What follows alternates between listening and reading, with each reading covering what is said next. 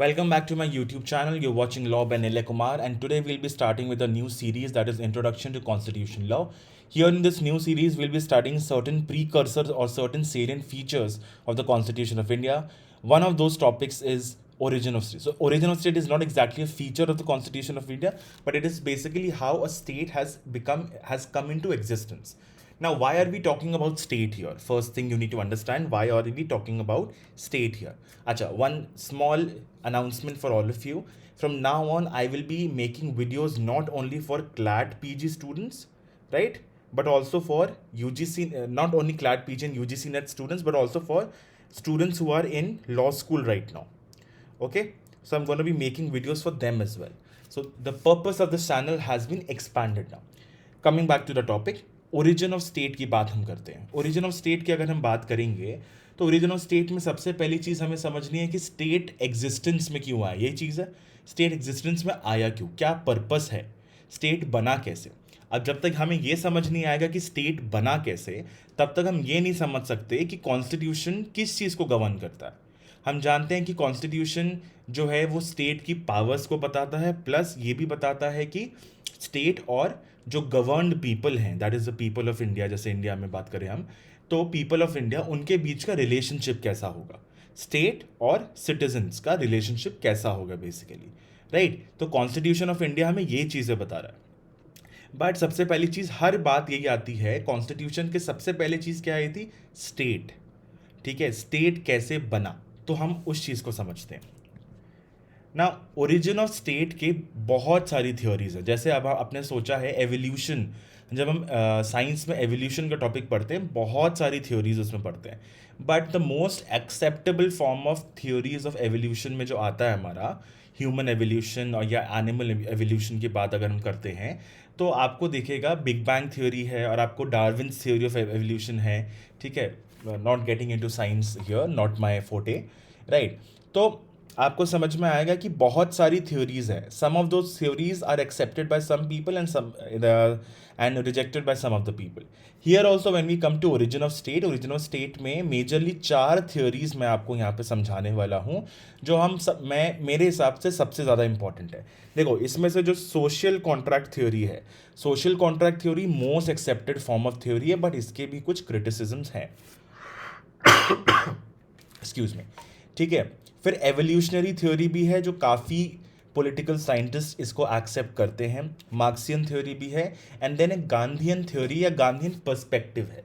अब Gandhian theory और perspective जो है वो बेसिकली ओरिजिन ऑफ स्टेट के ऊपर नहीं है, बट वो it is more of a कि स्टेट कैसा होना चाहिए. ठीक है, तो अगर मैं ओरिजिन ऑफ स्टेट की थ्योरीज की बात करूं तो बेसिकली हमारे पास यही 3 है. ये वाला जो है ये एक पर्सपेक्टिव है, गांधी जी का एक पर्सपेक्टिव था कि स्टेट कैसे फंक्शन करना चाहिए. ठीक है, now let us start with social contract theory. जब हम सोशल कॉन्ट्रैक्ट थ्योरी की बात करते हैं तो इसमें हम 3 पॉलिटिकल फिलोसफर्स की बात करते हैं. एक आपका आता है थॉमस हॉब्स, दूसरा आपका आता है जॉन लॉक, ठीक है, और तीसरा आपका आता है Jean Jacques Rousseau. Jean Jacques Rousseau, ठीक है.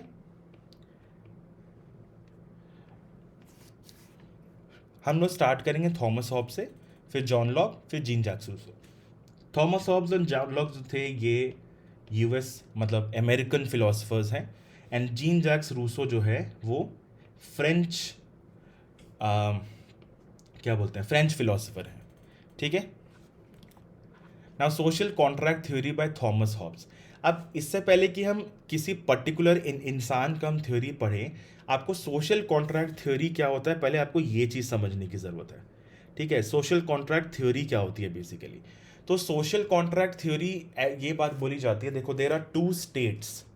2 स्टेट्स मतलब 2 सिचुएशंस हैं. एक सिचुएशन को हम बोलते हैं स्टेट ऑफ नेचर.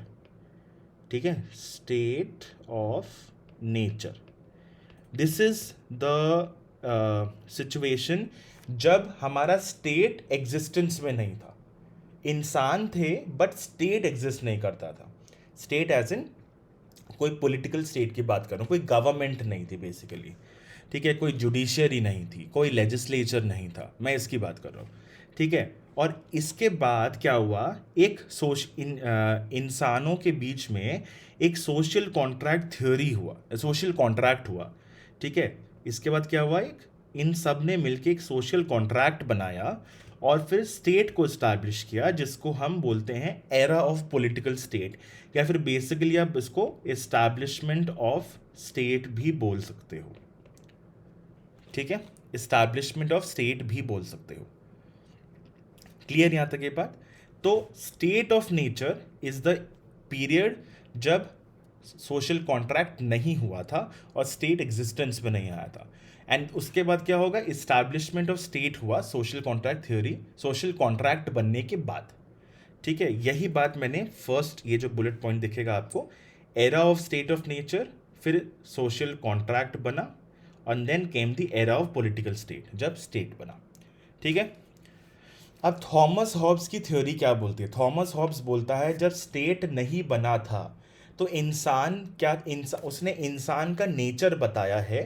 ठीक है, it was full of, the state was full of war. ना ये जो स्टेट है ना, ये वाला स्टेट वो पॉलिटिकल स्टेट के बारे में बात नहीं हो रही, ये स्टेट अंग्रेजी के उस शब्द के बारे में बात हो रही है कि कंडीशन क्या थी। स्टेट के मल्टीपल मीनिंग्स हैं, यहाँ पे जो स्टेट टर्म यूज किया गया है वो स्थिति, जो हम लोग बोलते हैं ना हिंदी में, स्थिति क्या थी। ठीक है, तो स्टेट बनने के पहले, पॉलिटिकल स्टेट बनने के पहले स्थिति ये थी कि इंसान बहुत नास्टी, पुअर, ब्रूटिश, शॉर्ट, और it was full of war and there was no security of life. ठीक है, ये कंडीशन थी जब सोशल कॉन्ट्रैक्ट नहीं हुआ था। ठीक है, उसके बाद क्या हुआ, देन मैन का मतलब सारी ह्यूमन की बात हो रही है, they entered into a contract and they created a state. Now इन्होंने स्टेट बनाया। अब देखो, इसके पहले कंडीशन क्या थी वो समझ लिया हमने।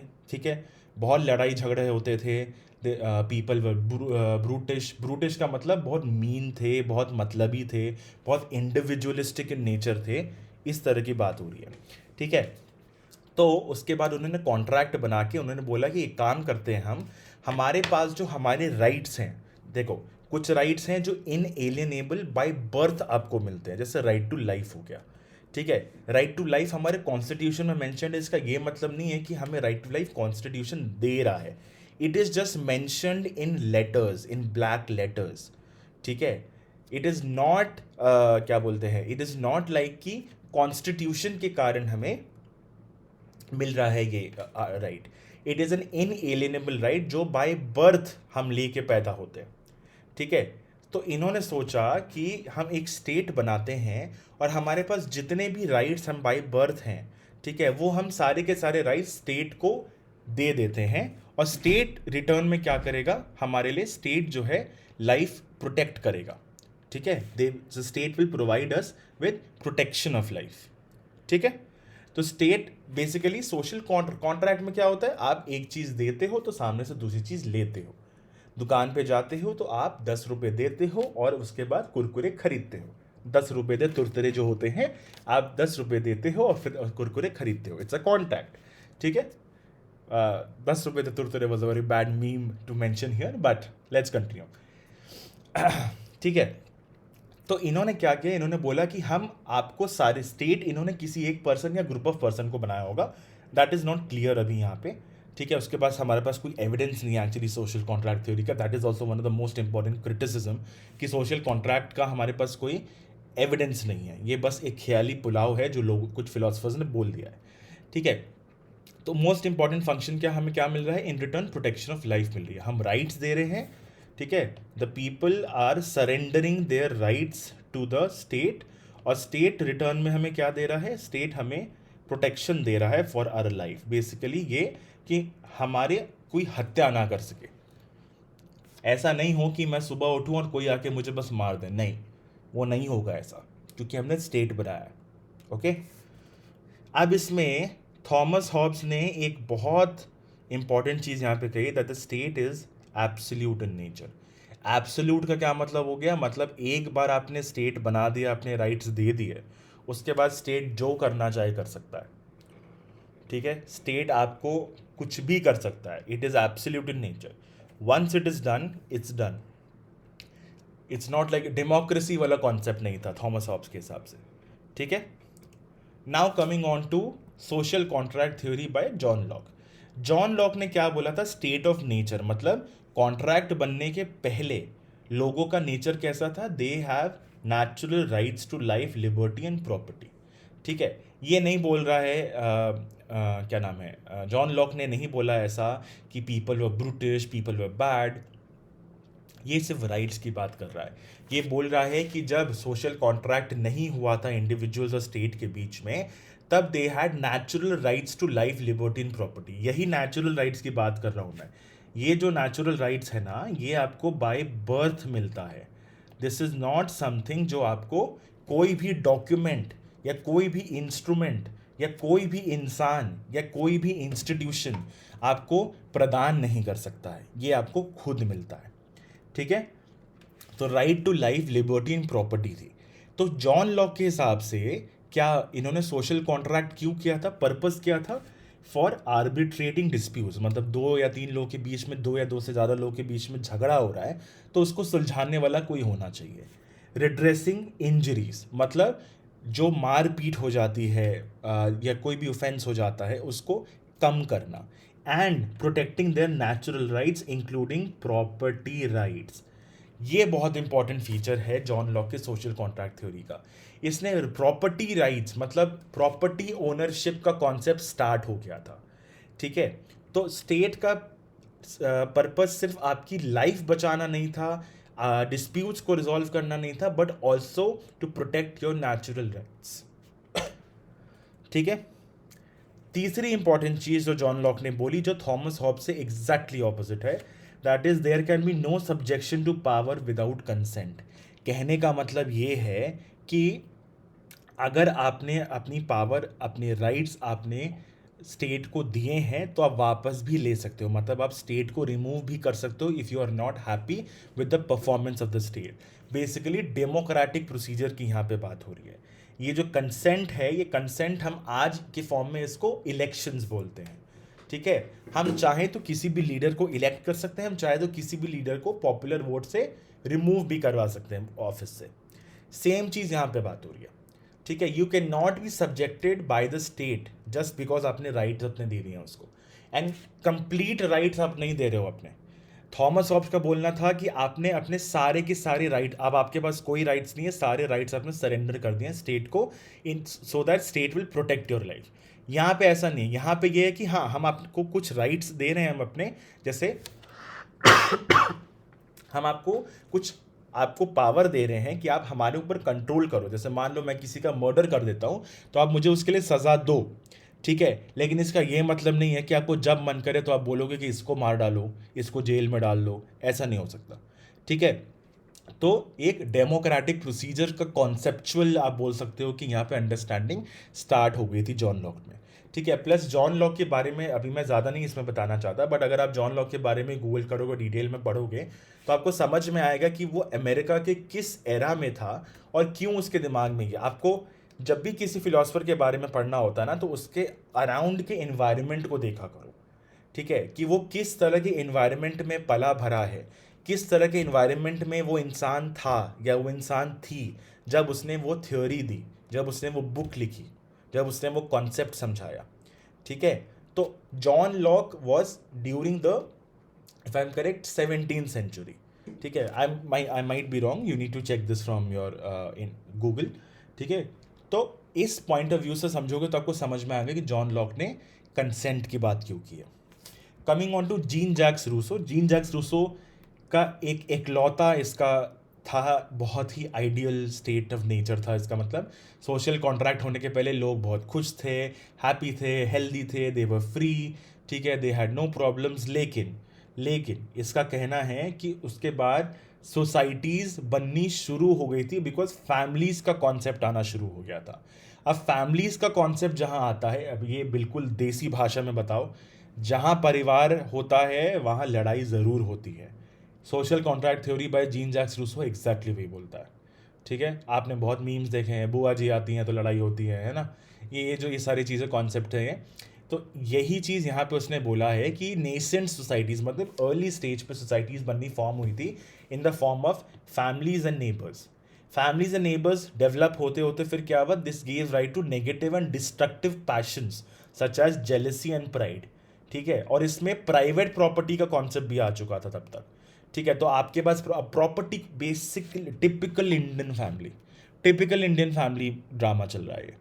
ठीक है, इनका यही कहना है कि जहाँ पे प्रॉपर्टी होगी, जहाँ पे परिवार होगा, वहाँ पे लड़ाई होनी होनी है। तो इस लड़ाई को सॉल्व करने वाला कोई तो होना चाहिए, इसीलिए इन्होंने सोशल कॉन्ट्रैक्ट किया और एक डेमोक्रेटिक स्टेट जैसा बनाया। ठीक है, he talked about a democratic state based on the theory of general will। ये जनरल विल क्या है, बेसिकली इलेक्शंस की बात हो रही है, पॉपुलर सॉवरेनिटी की बात हो रही है। पॉपुलर जनरल विल का कॉन्सेप्ट ये बोलता है बेसिकली कि सब लोग मिलके मैक्सिमम मेजॉरिटी जो चाहती है उसको हम स्टेट बनाएंगे, उसको हम अपने पावर्स देंगे और वो हमें प्रोटेक्शन देगा। यहाँ पे भी कंप्लीट सब्जुगेशन नहीं है, जैसा थॉमस हॉब्स ने बोला कि complete giving up of your rights, यहाँ पे भी वो कॉन्सेप्ट नहीं है, जनरल विल है यहाँ पे। ठीक है, now let us come to evolutionary theory. Evolutionary theory बहुत सिंपल है, ये जो मैंने यहाँ पे कोट डाला है, अर्नेस्ट बर्जेस करके एक फिलोसफर थे एंड इन्होंने बहुत अच्छा एवोल्यूशनरी थ्योरी समझाया है। और मैं बस ये लाइन रीड करूँगा और उसके बाद इसको एक्सप्लेन करूँगा and will be done with evolutionary theory. It, that is a state, is the gradual realization of the universal principle of human.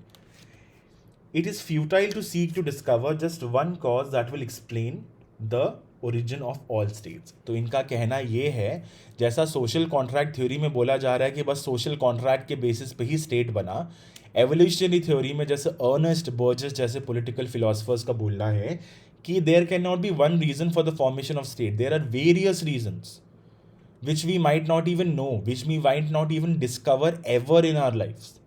ठीक है, तो इन्होंने ये भी बोलना है कि we cannot say that there is only one factor which led to the formation of state, there are numerous factors which we cannot count, right? The state must have come into existence owing to a variety of causes, some operating in one place and some in other places। अब इतना बड़ा अर्थ है, कहीं पे कोई और reason से state बन रहा है, कहीं पे कोई और रीजन से स्टेट बन रहा है।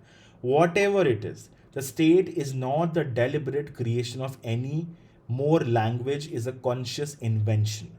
Political consciousness must have taken a very long time to develop and the primitive state must have grown with this consciousness।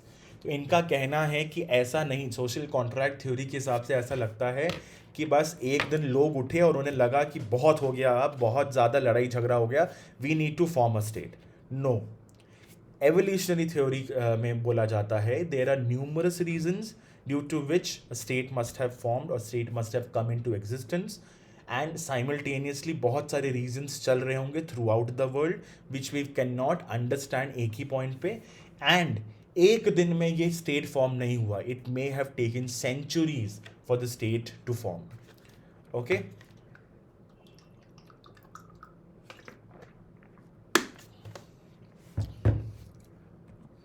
Coming on to the Marxian theory. अब मार्क्सियन थ्योरी, अगर आपको Karl Marx आपने पढ़ा है थोड़ा सा भी उसके बारे में, कार्ल मार्क्स दो क्लासेस ऑफ पीपल की बात करता है, the bourgeoisie and the proletariat. Bourgeoisie are the owners, are the people who are rich, who own the maximum property, okay, who own all the property, and the proletariat is that section of the society who are basically the working class। ठीक है, इसने Marxian theory में भी state का origin जो है वो उसने बोला है, the state originated when private property was introduced which created a divide between the owners and the workers. तो प्राइवेट प्रॉपर्टी का कॉन्सेप्ट आया और उसके बाद जो ओनर्स हो गए वो बुर्जोइजी क्लास हो गए और अपर क्लास हो गए, और जिन लोग को वो प्रॉपर्टी, जो लोग प्रॉपर्टी नहीं ओन कर पाए ड्यू टू फाइनेंशियल रीजंस, वो लोग वर्कर्स हो गए। ठीक है, now these owners can be owner of a factory, और ये वर्कर्स उस फैक्ट्री में काम कर रहे हो। तो दो सेक्शन ऑफ सोसाइटी हो गए, दो क्लासेस सोसाइटी हो गए। तो क्लासेस की बात यहाँ पे की जा रही है। This division of classes led to the formation of the state, जिसमें रूलिंग क्लास वो बना जिनके पास प्राइवेट प्रॉपर्टी थी, एंड जिनके पास प्राइवेट प्रॉपर्टी नहीं थी, that is the proletariats, the workers, the working class, वो बने प्रजा। जिनके ऊपर रूल किया जा रहा था। ठीक है, फ्रेडरिक एंजल्स ने ये बात कही है, the state is as a rule the state of the most powerful economically dominant class which through the medium of the state becomes also the politically dominant class and thus acquires new means of holding down and exploiting the oppressed class। वही बात बोली जा रही है, जो ruling class है वो oppress class को ओप्रेस करता जाता है। एक डोमिनेटिंग क्लास होता है और एक सबमिसिव क्लास होता है। ठीक है,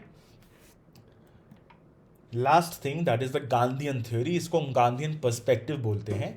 गांधी जी किस तरीके का स्टेट डेवलप करना चाहते थे, right. So Gandhi he basically he did not like the idea of state. उनका कहने का मतलब ये था कि ही डिड नॉट लाइक, उनका कहा ये था कि पॉलिटिकल पावर जो होती है, अगर किसी को भी हम पॉलिटिकल पावर देते हैं तो वो कोअर्सिव होता है और रिप्रेसिव होता है।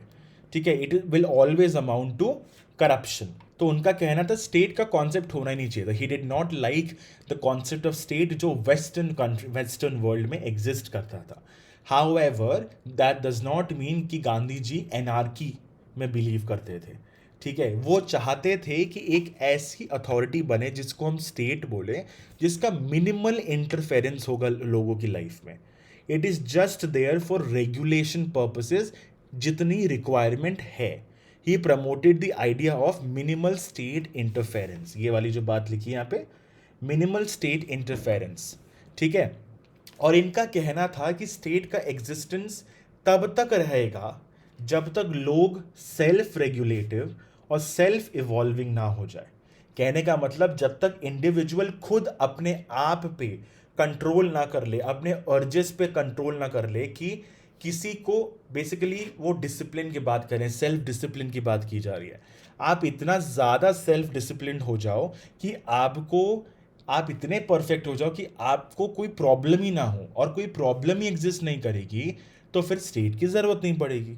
तो इनके हिसाब से स्टेट एक टेम्पररी इंस्टीट्यूशन होना चाहिए कि till the time the individual becomes perfect. ठीक है, and the state is no more necessary, state तब तक एग्जिस्ट करे, उसके बाद स्टेट को डिसॉल्व कर देना चाहिए। ये गांधीयन पर्सपेक्टिव है। Okay, so this is it for this video.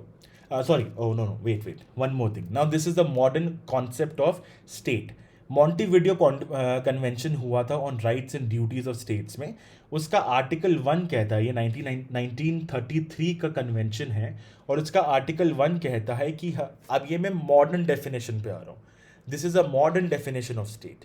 Okay, modern definition of state बोलता है एनी, ठीक है, the state as a person of international law should possess the following qualifications. 4 qualifications हैं। पहला, परमानेंट पॉपुलेशन। दूसरा, there must be a defined territory. तीसरा, there must be a government. And चौथा, there must be the capacity of that government to enter into relations with other states. तो अगर आप देखोगे, you can read this discussion on statehood of Palestine. ठीक है, Palestine को आज भी स्टेट नहीं माना जाता है। क्यों नहीं माना जाता है? बिकॉज उनका कहना है that they do not have a defined territory. There are lots of arguments against and for कि पैलेस्टीन को स्टेटहुड देना चाहिए कि नहीं देना चाहिए। ठीक है, तो you can read about this. I hope आपको स्टेट का ओरिजिन कैसे होता है ये कॉन्सेप्ट समझ में आ गया होगा। ये कॉन्सेप्ट अगर आपको समझ में आ गया तो हम अगली क्लास में बात करें, अगले वीडियो में बात करेंगे हम what is constitution, what is constitutionalism and what is transformative constitutionalism. Okay, so this is it for this video. If you have any doubts, feel free to contact me. These are my social media, right? And I'll see you in the next video. Bye bye.